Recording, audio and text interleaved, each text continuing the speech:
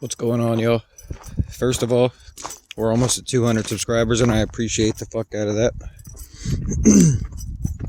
Second of all, I got an offer I couldn't refuse. If you're here for truck stuff, stick around to the end, because I got a couple of updates, nothing crazy. But title of this video is "Got an Offer I Couldn't Refuse." So I don't know how to start. So I went into Rock and Roll City Harley Davidson a few weeks ago, looking for hats, bandanas, whatever. You all know I like my bandanas. If you're a friend of mine, anyways. If you're here from Facebook, I appreciate it. Hit that subscribe button. Let's break 200 subscribers today. I think I'm at like 194, 195. Anyway, and I was messing around on my phone,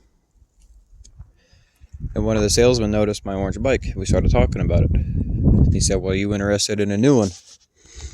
I said, "I'm always interested in new stuff, but it's going to take a lot of motivation to get me off my orange bike, because if you know me or you watch the channel at all, you know I have a lot of time, a lot of money, a lot of effort into my 04. That being said, I got an offer I couldn't refuse. They give me a $9,000 trade-in on an 18-year-old Harley with almost 50,000 miles. So now you're asking yourself, "But Joe, what did you get?" Well, if you follow me into a world of imagination,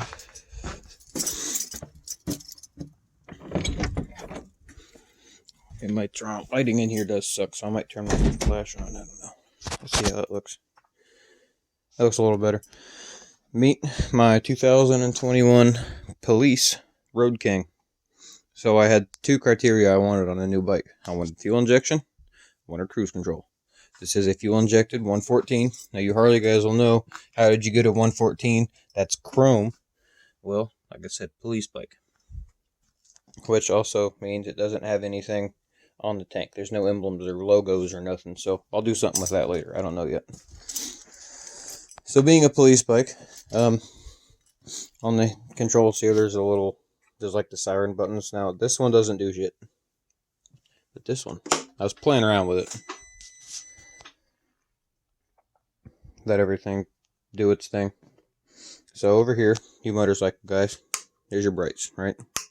Regular brights. Those are my brights. But turning back on the regular, you hit this red switch over here, push it in. Now there's my fog lights, the extra lights that the Road King is so famous for. Not only that, if I go back and hit the bright button, it overrides it. Now I have brights and fogs, and these stay on, but I think that's just because the bike's on, but not running. So that's slightly illegal in most states. I'm pretty sure all states, actually. So that's pretty darn neat.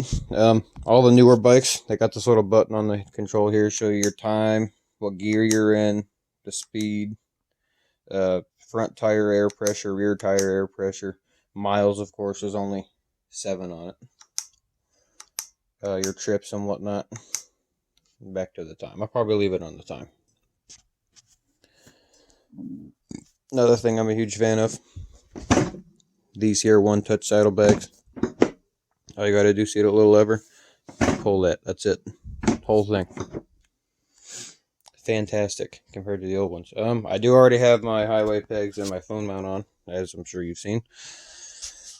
Big plans for this thing. I do have quite a lot of bills to pay off this year, so I want to focus on that, but we are still going to do the basics.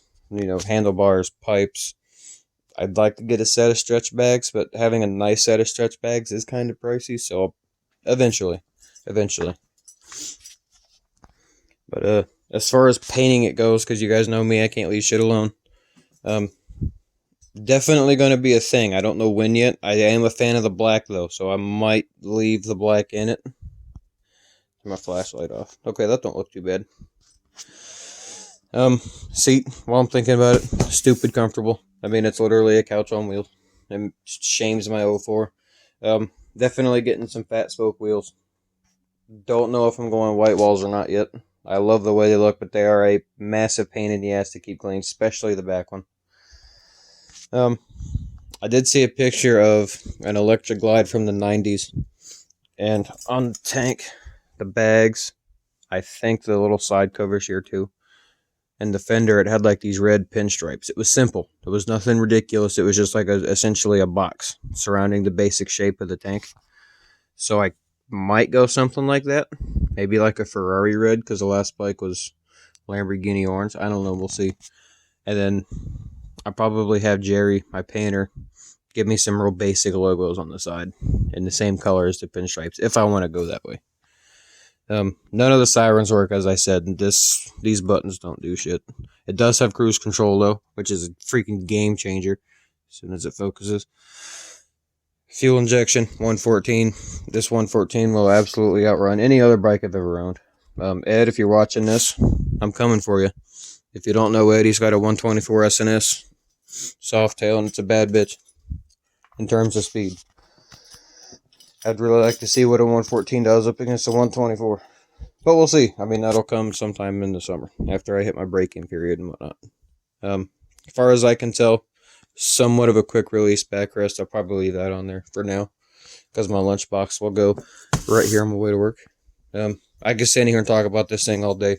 I don't know if it's a police bike thing or what, but the nacelle, the headlight cover, is also color matched to the bike. I do think I'd rather have chrome. If anybody out there has a chrome one and they want to switch, hit your boy up. Grips are definitely going to be changed. I'll do that when I do ape hangers, though. Definitely getting at least 16s. Probably 18s, I don't know yet. The legal limit in Ohio is shoulder height, but don't nobody give a shit about legal limits. Yeah, definitely getting a set of pipes and some bars first. And I have the heel shifter too, which I never had on my old bike. That's fun. Odds and ends. I said stick around. Hit that subscribe button. It's already been like 7 minutes and some change. And we'll see where she goes. Now for the truck update. I mentioned in my last video that the steering wheel is crooked. I have an update on that. So if you have a lowered truck and your steering wheel's slightly off, at first I used a local mechanic to get my alignment done. And he's always taking care of me, and we've had to do it 2 or 3 times now. 2 times. I called him a 3rd time and told him it was going haywire again. He said, I'd go to Ford. Because he's an honest dude. He won't bullshit you. Harmon's Automotive in Oberlin, Ohio, if you're wondering. Good people there. So, steering wheel straight now. I had to take it to Ford. The mechanic there, the master tech, or the head guy, whatever you want to say. He said the control arms that came with the IHC 3.5 lowering kit look like the 18 to 20 truck control arms, not a 21, and this is a 21. She's fucking filthy right now. I hate it. Anyways, so I'm gonna call IHC Monday and see if they are different, because he said there's not a very big difference. He said anybody could have just swapped them out and not really realized it. So I'm hoping that's the case, because then I can just throw the different set of control arms on her and she'll be fine. But he said again, if it holds, he'll be alright. I am just, let me grab the paper, I still got it. The alignment sheet from Ford. Ignore my dirty truck, it's nasty.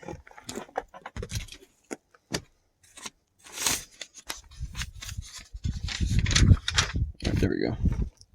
Okay, so the caster, which I remember right, is the position of the wheel like this, and camber is obviously like this. You see all them dumb Hondas with the wheels poking way the hell out.